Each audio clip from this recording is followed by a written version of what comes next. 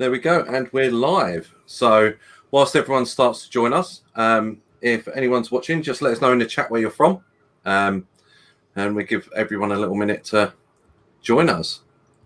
So let's see. We've got Dingango Garcia. Where are you from? That'd be interesting to know. And there we go. There we go. So yeah. So whilst we give everyone a minute to come in, what part of the States are you from, Jason? I am in the middle of the country in Chicago, which is in the Midwest. That's not too bad. It's not too bad. And how's the weather? There we go. We've got someone from Florida. That's nice to meet you, Ray. So yeah. So what's the weather like out there at the moment? So this time of year, we could be locked in winter by now, and we really aren't. So I'm grateful for that. So it's apologize for the Fahrenheits, but it was like 30s and 40s Fahrenheit last week, and it's actually warmed up into the 50s and 60s this week. So unseasonably mild for Chicago for this time of year, which I'll certainly take. Although I think I'd rather be in Boca Raton. Yeah, so would I. Or Honolulu, yeah. Yeah, definitely. Hawaii would be great. Yeah, I don't mind that remote location at all. Kuala Lumpur. Let's bring these over. So yeah, Calgary. A couple of people from Canada. That's great. Northern France. That's nice. So right. So we've got a few people in here, and London, Brazil. Yeah. So that's good. Nice to see a nice mix there. If anyone's got any questions related to e-commerce and anything to do with obviously acquiring more sort of like verified, qualified users, then yeah, like it says at the bottom, ask a question in the chat. My name's Paul Lovell. I'm from Always Evolving SEO. I've been deeply involved in e-commerce SEO for quite a few years now, and I've got the pleasure of talking to Jason. And I'll let you introduce yourself, Jason. Thanks, Paul. Yeah, so I'm Jason, Retail Geek Goldberg. If any of you follow me on social media with the Retail Geek moniker. And I lead the commerce strategy practice for a big global marketing holding company, Publicis Group. So we have a bunch of agencies like Leo Burnett and Saatchi and Razorfish and Sapient that are all in the portfolio, and I help them all sort out our commerce strategies with our commerce clients. That's great. And we'll kick off with some questions here now. So e-commerce digital marketing strategy. Obviously, there's three different sort of like roads that you can go down with this. What channels are best for like building like brand awareness? Let's start off with that, like the big brands. What's the best channels for that? Yeah. Well, so there's a traditional answer and then maybe like a slightly more controversial answer. Traditionally, when we're talking about the top of the funnel, it's those things that are unbranded and are earlier in the consideration cycle. Google is or search is still going to be important, but the kinds of terms I'm interested in are going to be more likely associated with the product categories I'm selling or with my brand as a retailer than they are going to be specific product SKU level stuff. Social becomes really strong, and then really it's about discovery at that point at the brand building level. So things like the social media platforms, Pinterest is particularly interesting in commerce because there's a lot more buying intent on Pinterest being a visual medium. Instagram has been surprisingly effective, and increasingly my clients are really interested in live chat. Live chat has exploded in China, and there's a lot of indications that there's some latent consumer demand for live chat in the US as well. And actually talking about live chat, I actually had a good experience with live chat with a UK retailer just a couple of days ago with the big failed launch of the PlayStation 5 in the UK because there isn't any in the UK. And when I went onto the live chat, usually you get just a little chat window that opens up, but it was actually a video chat with one of their people in store. Is that a type of strategy that you guys are using with any of your clients, customers? Yeah, so for sure. So pre-COVID, there were a few retailers that were really leaning into what I'll call telepresence, right? And so you imagine you're a traditional brick and mortar retailer, your Macy's, for example. you hire a bunch of people that are brand loyalists that could have worked in Starbucks and chose to work at Macy's because they like the product categories or whatever. And they tend to have some expertise and credibility in that space. And so you were starting to see retailers say, hey, instead of just having that salesperson talk to someone when they walk into Macy's, let's have that person available to all those digital shoppers that might be shopping in other parts of the country or other markets. So we were just seeing toe dipping in telepresence pre-COVID. As COVID shut down the stores and shut down people's interest in going to the stores, that became a primary tactic. Tons of retailers that ordinarily would have been very slow moving and would have taken a year to discuss an initiative like this, like rolled it out on a weekend, or they just begged employees to use their own FaceTime amenity from their personal cell phone.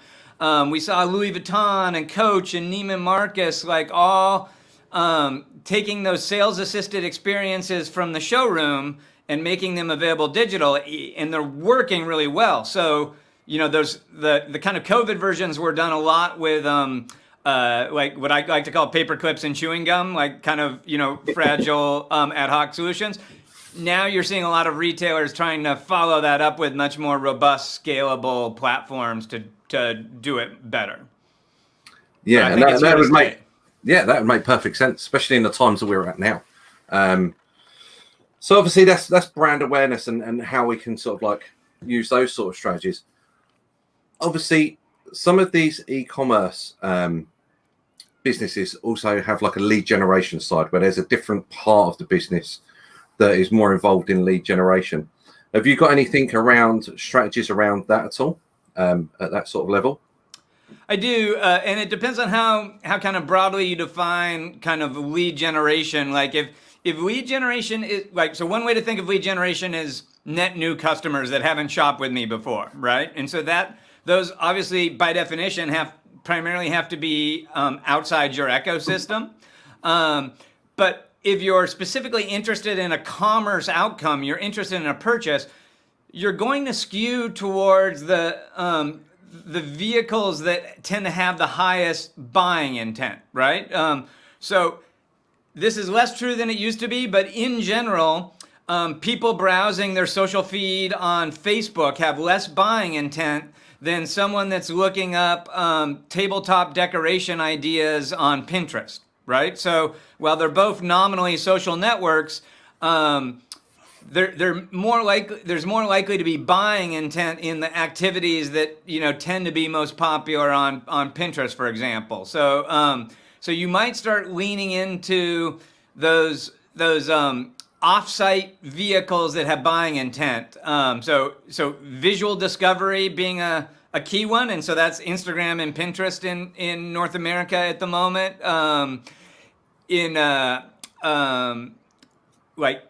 Search is always important, and you start moving towards these search terms that have more buying intent attached to them. And so I like to really focus on the terms that maybe have a slightly better CPMs and imply more buying intent. So like one of my favorite keywords is nearby, right? So someone that's interested in pizza or Baby Yoda, like they might be interested in the plot of the movie, but someone that's searching for Baby Yoda nearby is very likely because they want to acquire a Baby Yoda doll, right?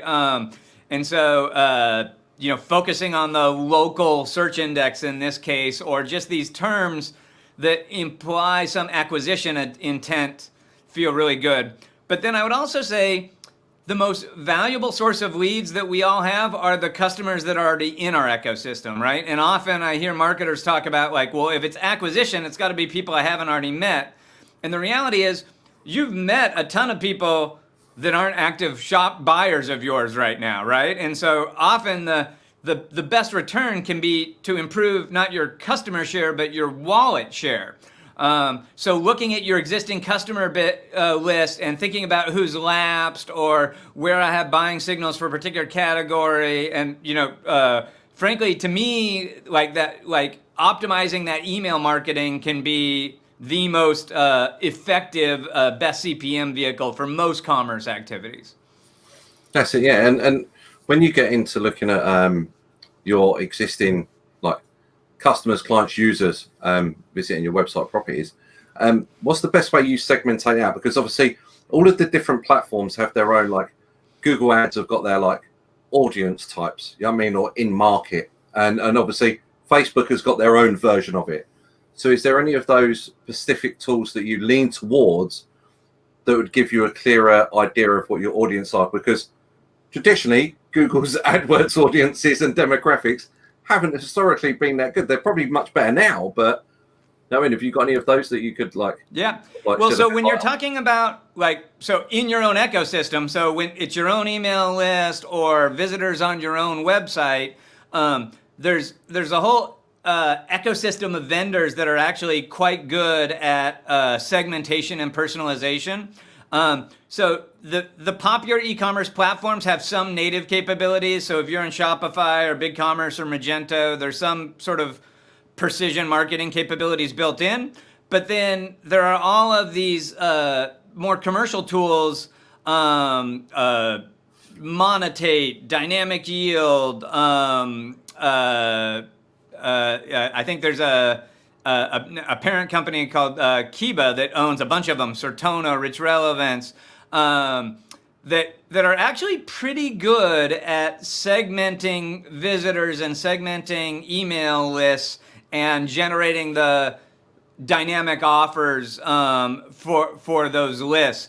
One thing I always like to think about, you kind of have two kinds of data. You have historical data, which is what most people tend to focus on, right? So, Paul's visited me 8 times before. He's bought in these products in the past. These are the kind of search terms he uses. And maybe I even did something evil, like went to a data broker and bought a bunch of other information about Paul. So I know like where you live and what you had for breakfast and all these things.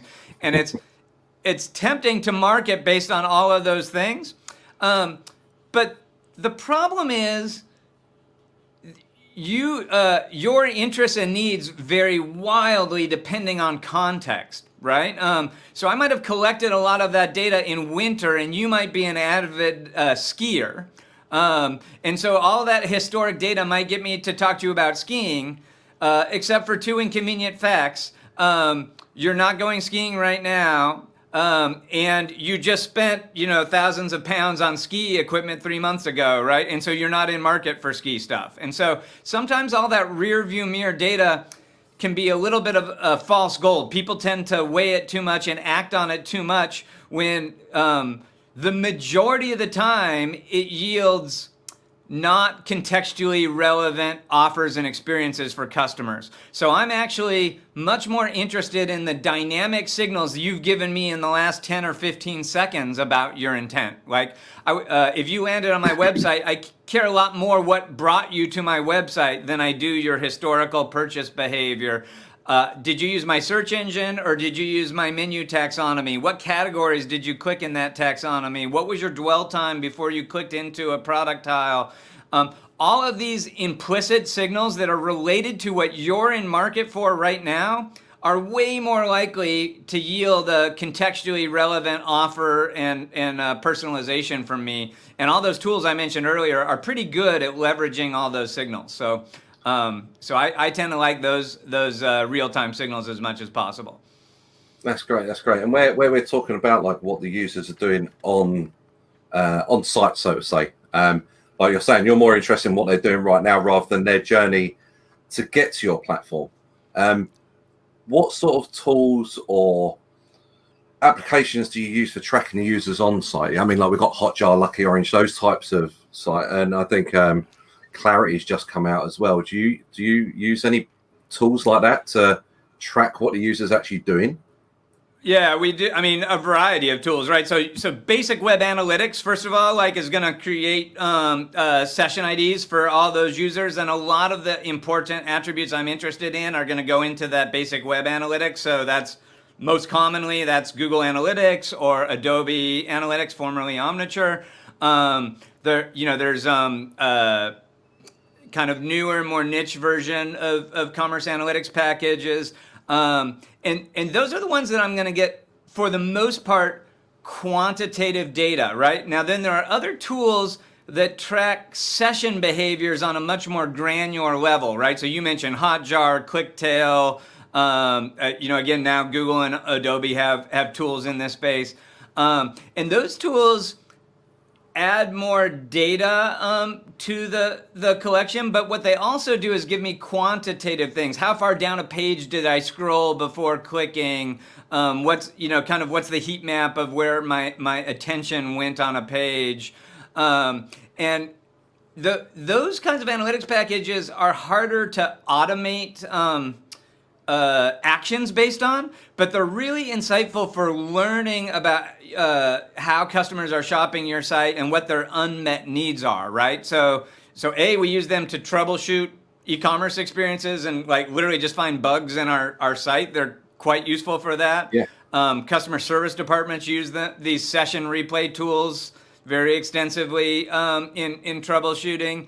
And I use them to really sort of understand on-page engagement because the sort of URL-based web analytics, while very powerful, kind of fall flat in terms of understanding what someone does before they click on to the next page.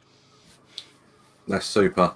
And yeah, obviously the third part of the question, the most important part, what are the best strategies that help increase sales? You know what I mean? That's what an e-commerce site is about. It's about sales and getting, like you say, money in the bank. So yeah, what's the most sort of like best strategies that you want to tell everyone? Well, so the first thing is everything we already discussed is helpful. The more you can target a user that's in market for something that you can provide, the easier conversion is going to be, right? And so the first thing I'd say is how well I acquire that customer and how relevant that customer is to my product category is super important.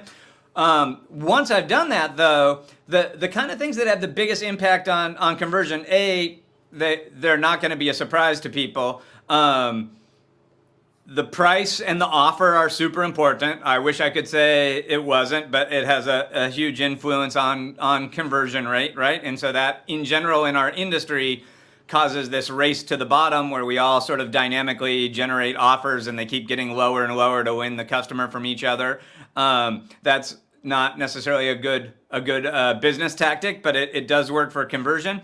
But the other things that are super important for conversion are things like lack of friction and efficiency. So letting someone know how quickly they can get an item that they're looking at, right? So if I run a Google search ad for something, if I click through to your website and buy that product, is it going to arrive in 3 weeks and miss Christmas? Is it going to arrive in 2 weeks with free shipping and I'll get it just before Christmas? Or might I have it tomorrow to scratch some sort of short-term itch that I have, right? And so that when will I get it feature and painting a picture of that customer owning the product really reduces barriers to conversion and causes people to buy. Trust is a super important barrier to purchases. And so all the things we can do to engender trust, the competency in design and brand awareness of our retail brand is super useful, but things like social proof are super useful. Are there a lot of ratings and reviews for this product? Not only might the actual content of the ratings be helpful, but the presence of a bunch of reviews is a clear indicator to a customer that a lot of people before them have bought in that product and had an acceptable outcome. And so those kinds of things can raise trust.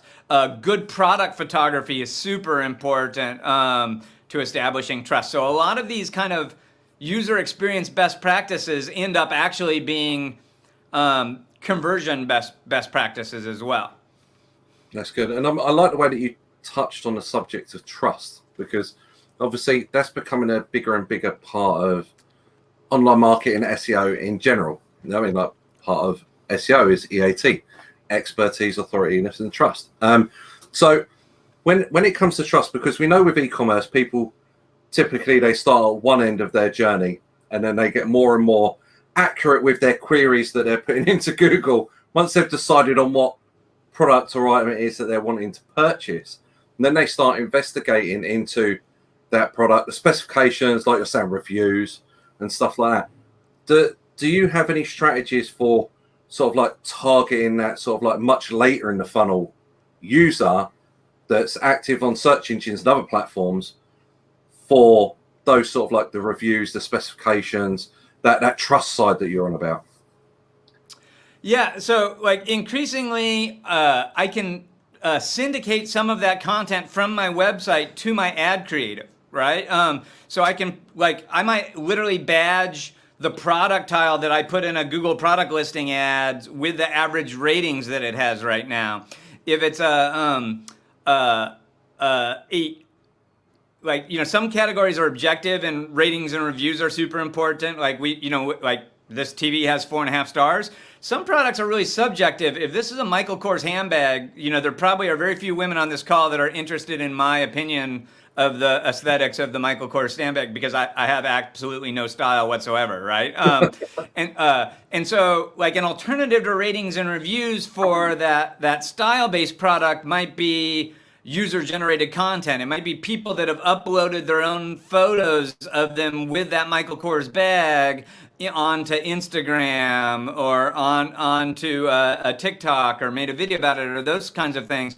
And so leveraging that user-generated content in my ad copy, so kind of pushing that out to the edge, establishing that trust, getting that interest early, so then when they come to my site and I can pay that off, I can bring someone to my site with a much higher predisposal to consummate a purchase. That's perfect. That's perfect. And we get back onto some of those items you mentioned at the moment. We have got a question from the audience for you. Yeah. And what about Microsoft Clarity, the new analytics tool? I've not had a chance to test it at the moment. Have you tested it at all? Have you used it at all? So yes and no. I have played with it in a sandbox. What I haven't had an opportunity to do yet is play with it with like some heavy retail data in it, so that I could really sort of put it through its paces. So I need to instrument it on some stores, so we collect some commerce data, so I can take a look. I'm excited about any new tools in the space. Like, to be honest, the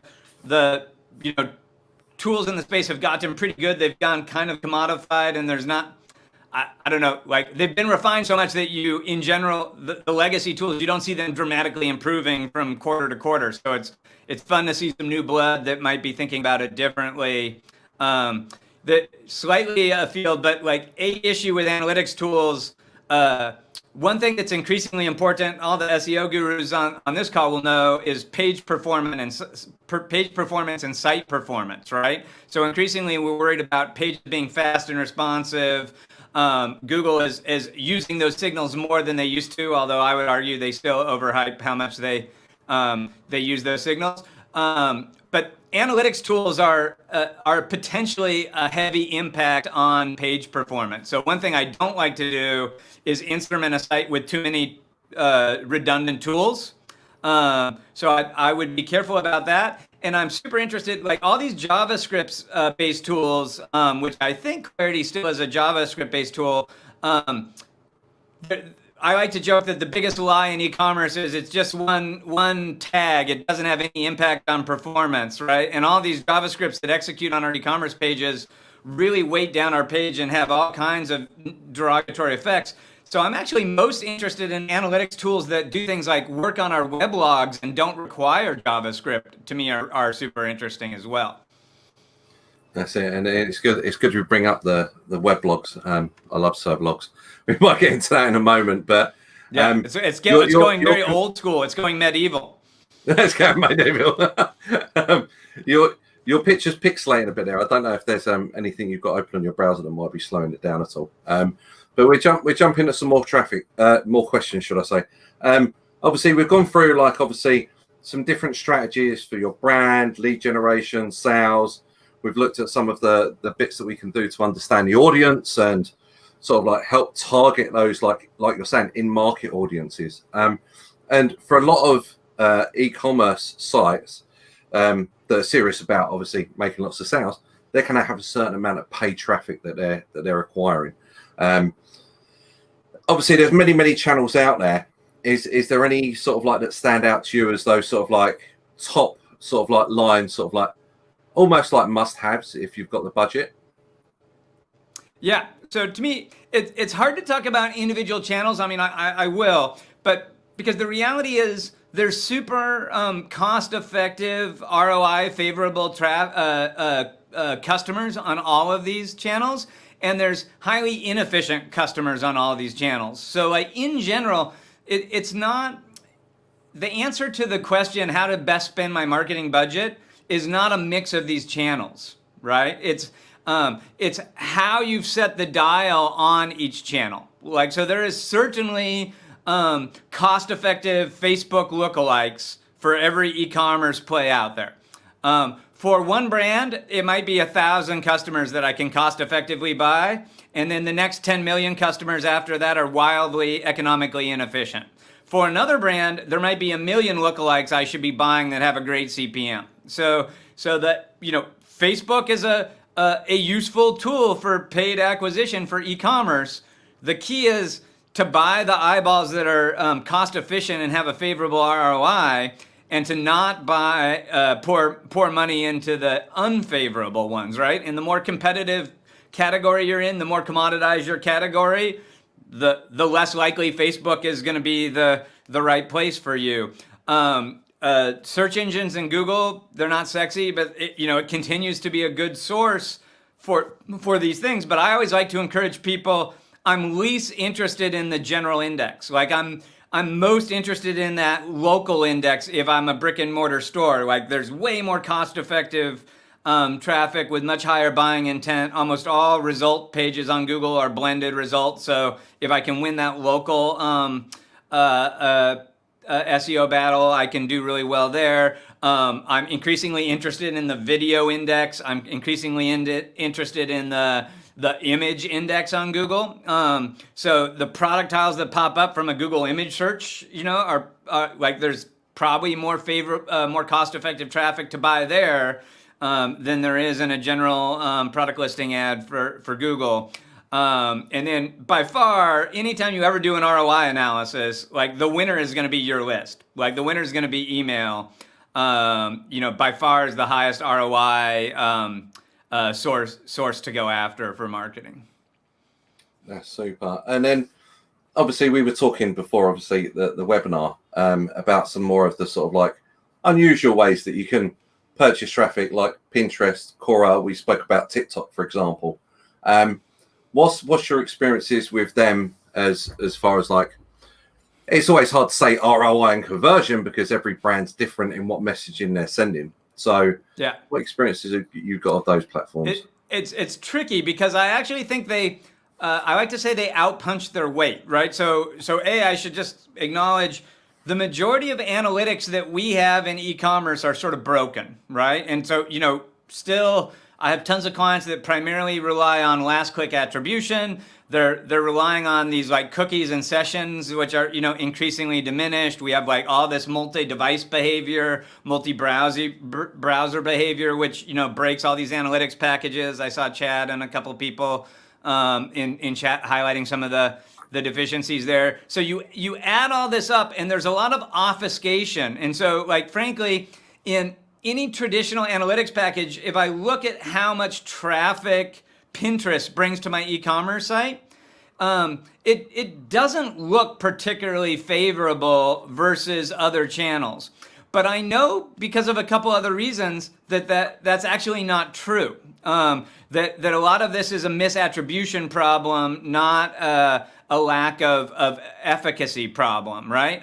So increasingly, as the social networks have direct calls to action, if I can sell something through a native Instagram checkout experience or through a Pinterest rich pin experience or a Facebook checkout experience, I'm actually starting to see quite high conversion when I have a good target profile for those customers. And so that tells me there's a cohort of users on Pinterest that have high buying intent. And when I have a really low friction, easy way to buy, and I have a good way to attribute that sales, that it can be very effective. When I have to rely on my more obfuscated analytics, it doesn't show up as favorably as some of the other tools we've talked about. And then, of course, to me, COVID has dramatically push some of these platforms, and Pinterest in particular, forward in my bag, right? Because engagement on Pinterest is way up. We all are spending more hours on digital properties. Pinterest is one of the winners in that property.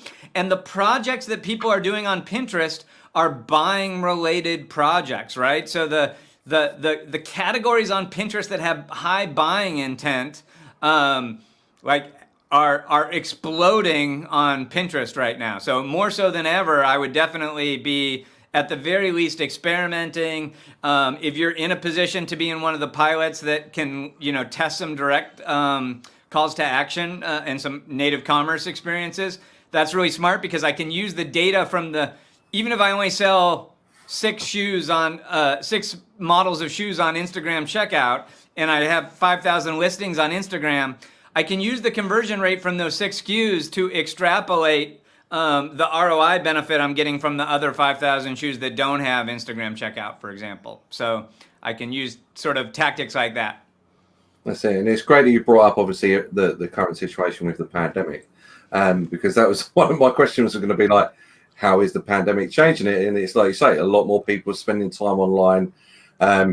In the UK, I know a lot of people are using that time to finish some of those projects that they wouldn't necessarily have the time to do because they're furloughed. So they've got more time on their hands. So it makes sense. And if there was a list of minimal to-dos that you had within paid traffic for e-commerce, what channels would you recommend if there was like an absolute minimum?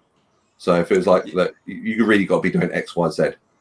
Yeah. So I mean, again, in North America, a good chunk of my budget is going to go to Google, and it's going to be a blend of ad formats on Google, right? Like, so it is like I might do local ads, I might do paid listing ads, I might do some YouTube activations if I have appropriate content for that.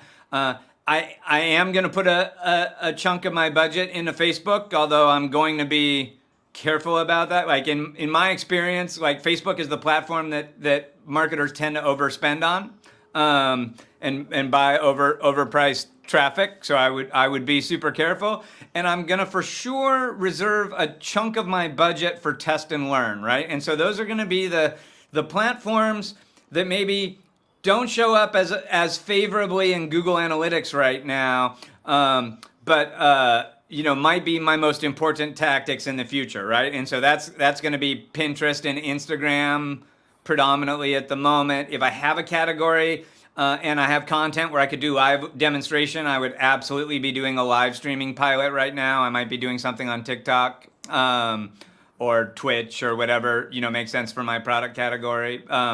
And then, I'm going to lean into email, and I'm going to invest in the best tools to make my email effective, right? So that, that might be personalization tools, dynamic offer tools. A newer thing in email we used to personalize the email on send.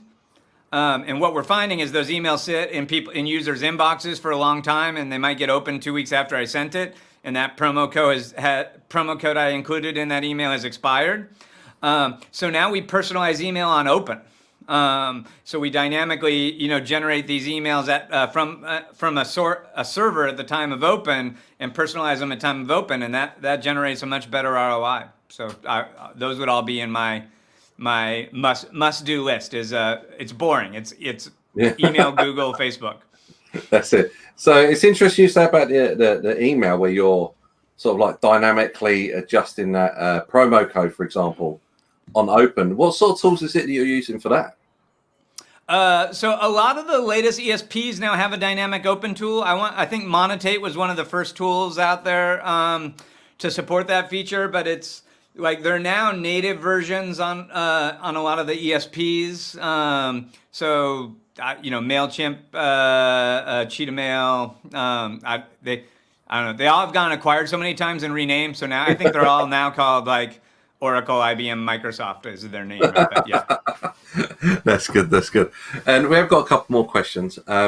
One's from Luigi, and he's saying, what's your advice about a sector where it's impossible to use advertising, like vaping, for example? I've not done anything in the vaping sector myself, but is there any sort of like ways that they could maybe know of that they could advertise those types of products? Yeah, I actually like those categories better because it's like in highly commoditized categories where you can buy most of the traffic, and Google and Facebook are super efficient at charging the absolute maximum they can for that traffic.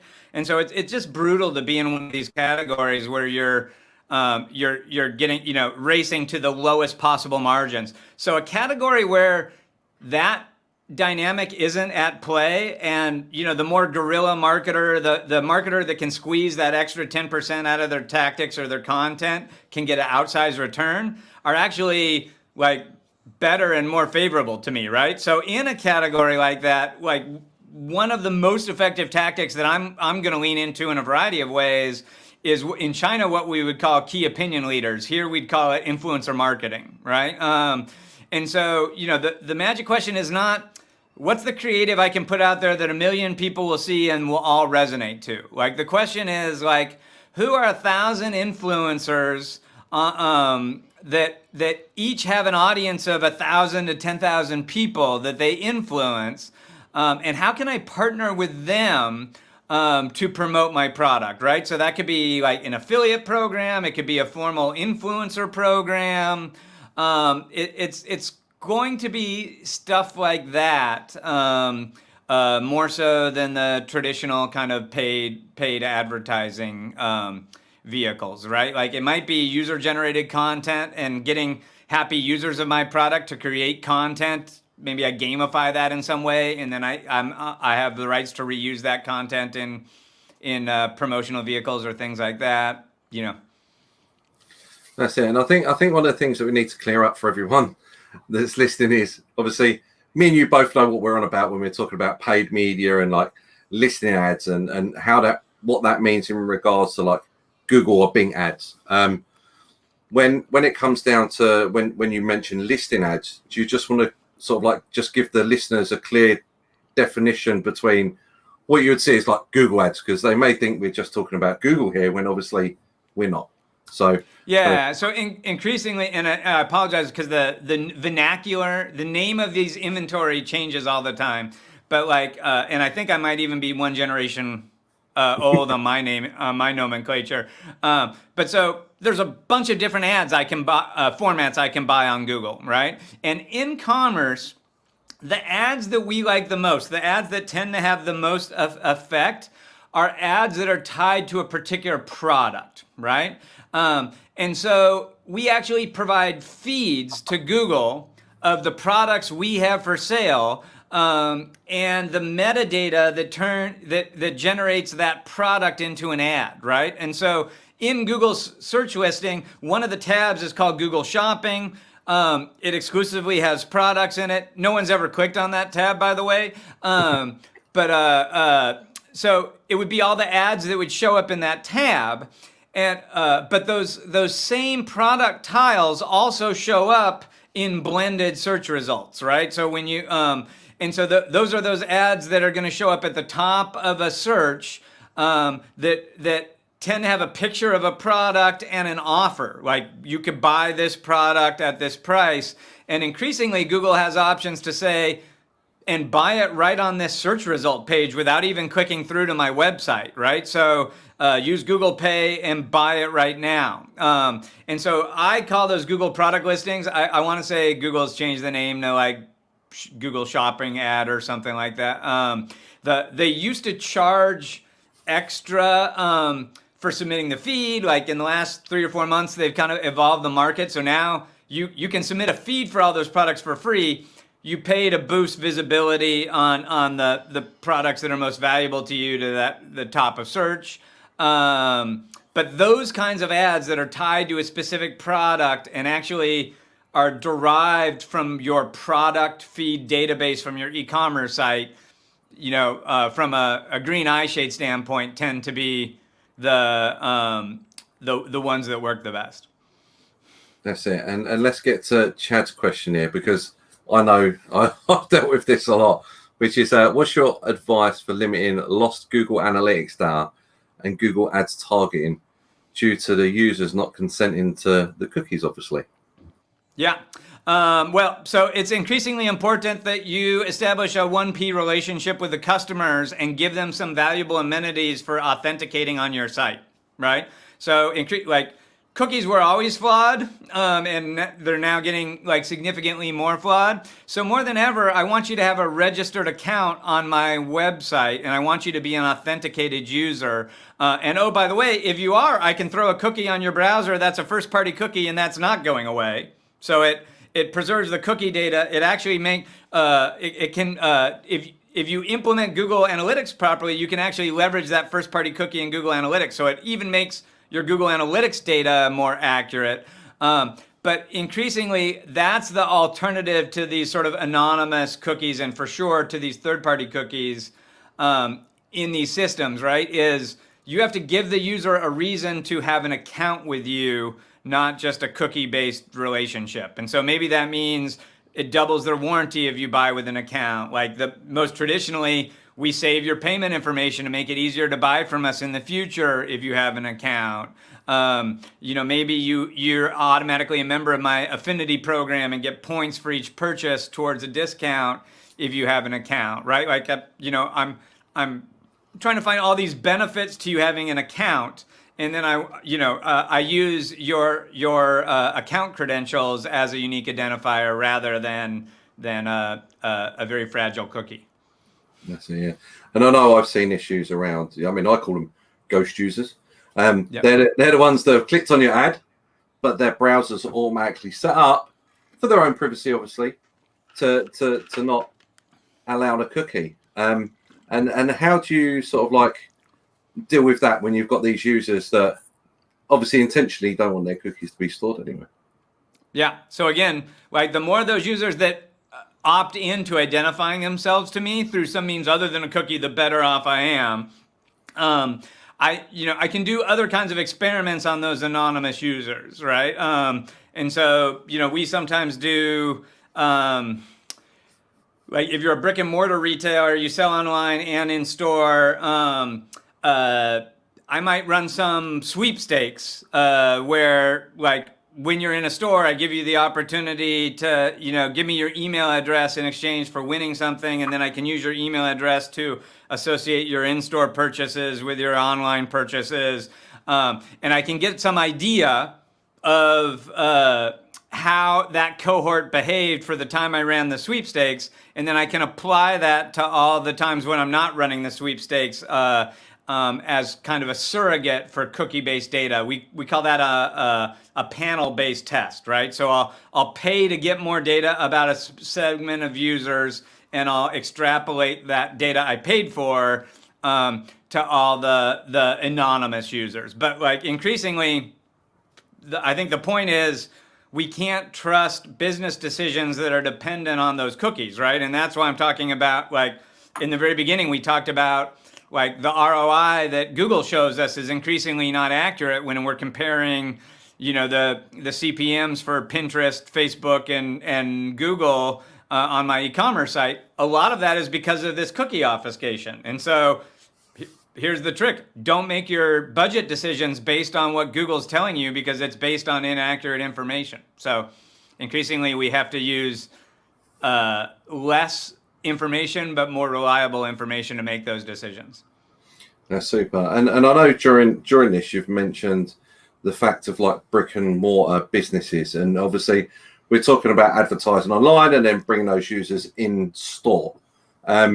Is there any specific tools that you've used in the past that help you join those two bits of the user journey together? As in, we know X person has seen an ad, for example, investigated online, and now they're in store. Is there anything specific that you can share there?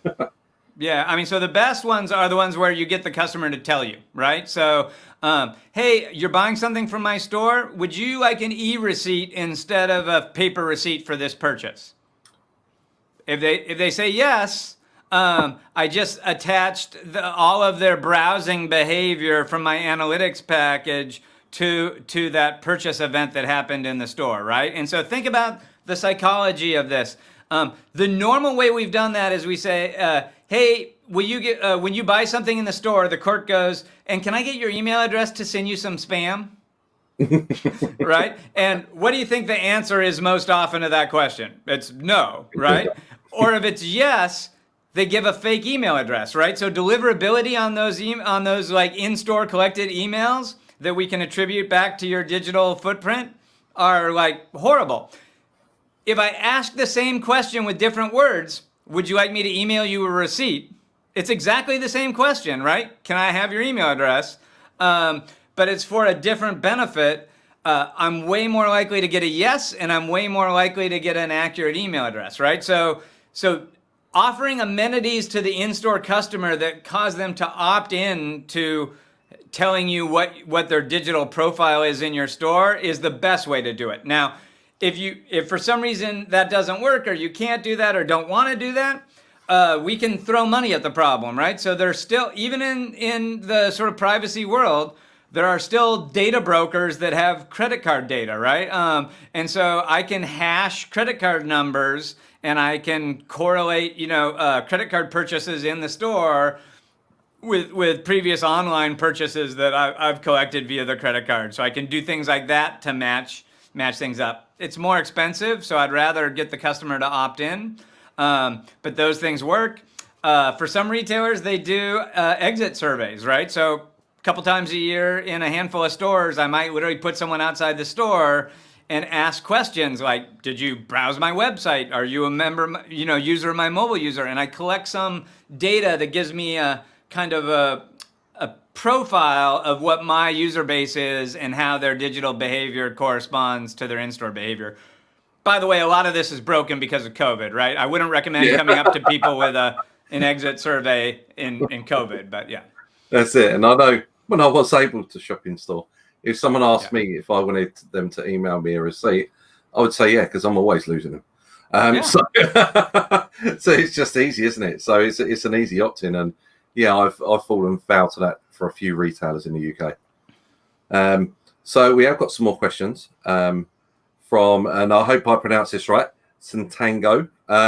He's asking in relation to when you were mentioning about Facebook traffic being overpriced.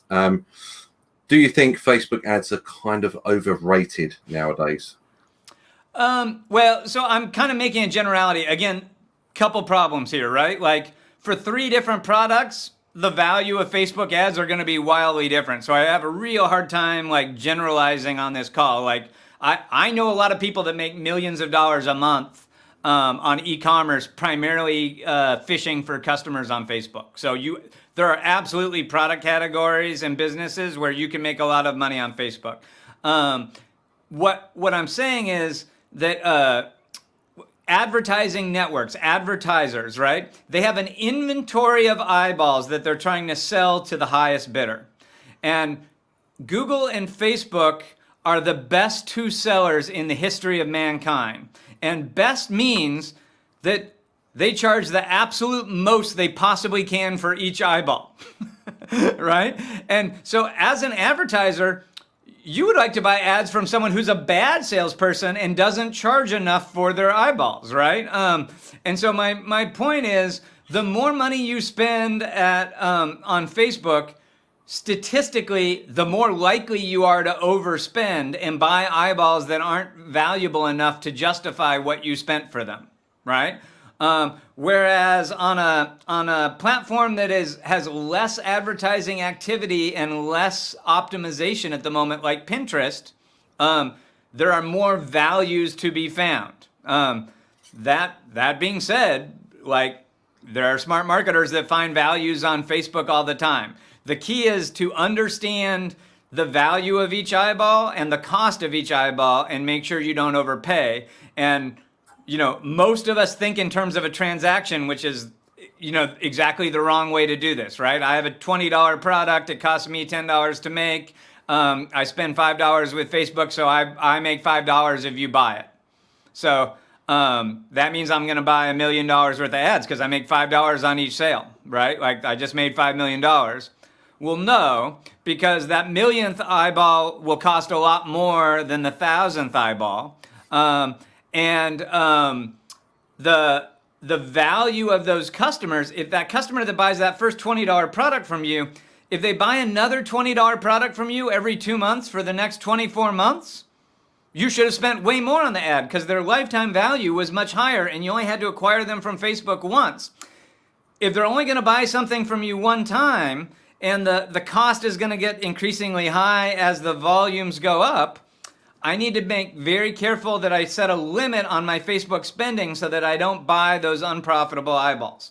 And I'm just saying, in general, people that are, kind of follow a basic advertising model, it's very easy to overspend on Facebook because Facebook's very good at what they do. It's also it's much easier to overeat ice cream than broccoli. That's the best way I've heard of it.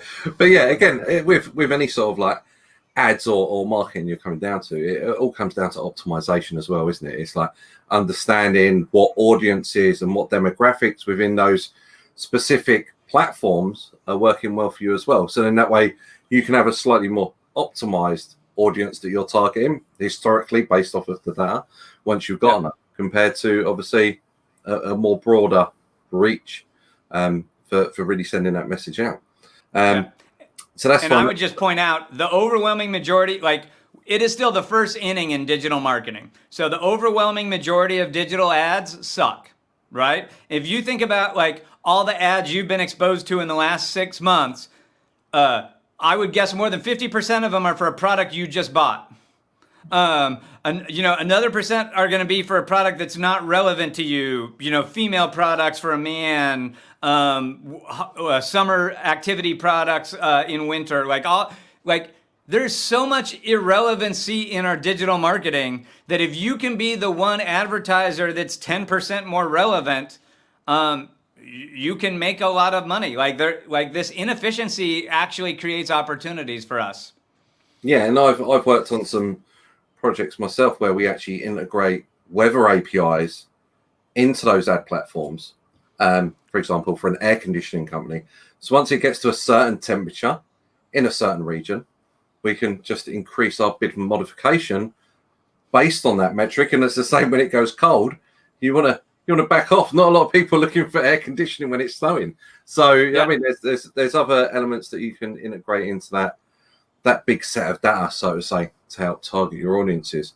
So there's another question from Safnis MJS. If a vendor shares the same product specifics around a brand, how can we optimize the website for unique products? Obviously, that's on parcel of e-commerce, isn't it? I mean, there's I only love so many that question. You can explain an iPad, for example.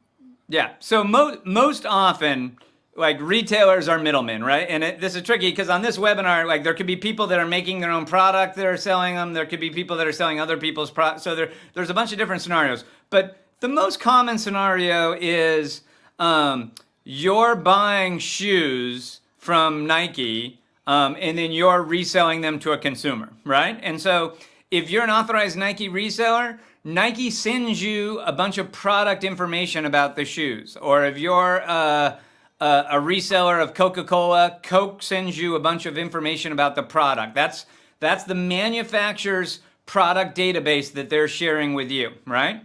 And then if you're the 200th business that's trying to sell those Nike shoes online, and all 200 of you are using the exact same information that Nike provided, it's not going to work very well. Search engines have a strong preference for unique content. Well, that content isn't unique, right? And if that content, exact same product detail content, is available on 200 sites on the web, which site is Google going to show first? I'll give you a hint. It's Amazon, right? Which, by the way, Amazon is the largest advertiser on Google. They're funny because they sell $12 billion of advertising to their merchants, and they buy $12 billion of advertising from Google. So they're kind of like an advertising arbitrager. So bottom line is leveraging that manufacturer's information as your primary customer experience on your e-commerce experience is not going to work very well, right? Now, if you're selling 1 million products online, guess what? You're probably going to have to rely on a lot of information provided by manufacturers because you probably don't have the bandwidth or to create that. But what you should do is say, hey, you know what? For 80% of these SKUs, I'm going to use the manufacturer's information, and it just is what it is. But for the top 20% of my SKUs that are, frankly, going to disproportionately impact my business success, I should recreate my own unique content, right? And there's a spectrum of what that might mean. That might mean using a fancy artificial intelligence engine to rewrite product titles and descriptions, which I know that sounds like science fiction. It actually works. Like, these computers can quite reliably write, friendly marketing copy, and they can change it enough that it becomes unique content for indexing in search engines, right? So I might just use some automation to slightly dynamicize that product content. Even better, let's hire a great copywriter to write our own product descriptions for those products. Even better, let's hire a great product photographer to take our own photos of those products from different angles, right? So in the United States, there's a big chain retailer that sells consumer electronics called Best Buy. And all their content for Samsung products is going to be the same content that's on Samsung, right? There's a small independent e-commerce site called Crutchfield that's a pure online retailer. To work at Crutchfield, you have to love consumer electronics, and they have the employees rewrite all these product descriptions and do all their own product photographies. Crutchfield does way better on a per SKU basis for search than Best Buy does, because they invest in creating all this unique differentiated content. Then if you can add user-generated reviews and UGC to it, it's even better. So that's kind of the spectrum.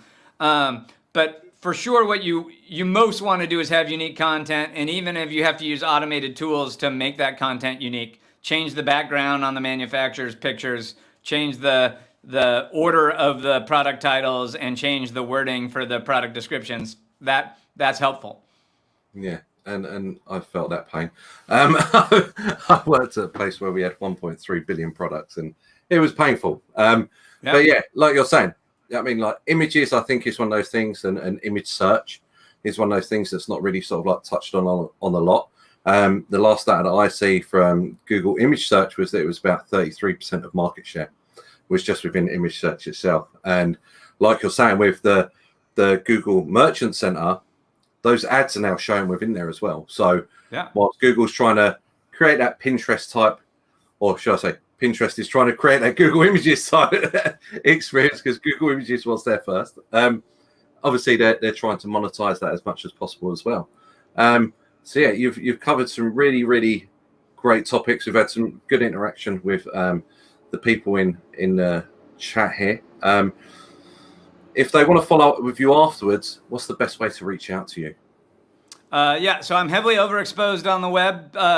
So I'm Retail Geek on Twitter, and you can certainly find me there. I do this podcast. I have a much smarter co-host, and the two of us are board members for the National Retail Federation here in the U.S. We used to go to the bar after meetings, and we'd talk shop about all this stuff, and my partner was like, hey, we should record this. There might be 8 other people that want to listen. And it turned out he was right. 3 years later, we've done like 250 episodes, and 50,000 people a week download it. So there's lots of great content out there that you can catch up with me, and you can always hit me up on the Retail Geek Twitter feed. That's super. And before we go, and we let everyone get on with the rest of their evening or day, depending on what time zone you're in, I think Hawaii will be quite early in the day right now, as far as I'm aware.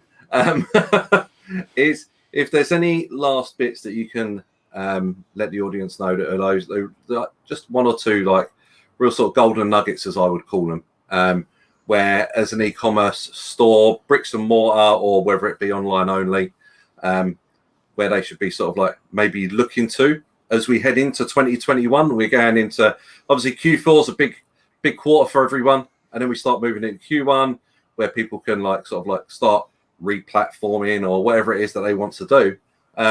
Is there any sort of like tips you've got for moving into 2021? Yeah, well, I would emphasize some of the ones we've already hit, right? So instead of the big general Google ads or the Facebook ads, I really like the specific indexes, right? So if you have brick and mortar store, the local index and local ads make a lot of sense. If you don't, as you mentioned, like let's win Google image search, let's win YouTube search. The ROI there, like you can get a smaller audience, but it's at a much more cost effective rate. The folks I can buy on Pinterest are much more cost effective. So I would definitely lean into those. But again, if most of us are economically distressed because of COVID, things are really tight. The first place to go looking for money is in your existing customer base, right? Like people that have already given you money are way more likely to give you more. So the first thing I would do is go to my email. And the trick I would give you that we haven't talked about yet is marketing emails tend to be pretty ineffective and have a relatively low open rate. Transactional emails are wildly effective and have a huge open rate. So the best offer you can ever do is in an order confirmation email or a shipping confirmation email or a post-order, customer satisfaction email. Like all of those transactional emails, your best marketing should be in those because they get opened like 100 times more frequently than the traditional marketing spam emails, right? So that to me is like the low hanging fruit that I would absolutely be trying to optimize. And that's absolutely great. And I love that one. I love that last one about the shipping emails. That's definitely one that I need to pass on to my clients. So thank you very much for joining us this evening, Jason. It's been an absolute pleasure talking to you and going through some real sort of in-depth e-commerce chat. It's not very often that you hear this sort of stuff. And if anyone listening would like to reach out to myself or Jason, we're both on Twitter. If you go over to SEMrush and you look up the show notes that will be there after this webinar, then you'll be able to link through and find us wherever we may be, LinkedIn and Twitter, etc. So thank you again, Jason, and thank you for SEMrush for putting this on for us.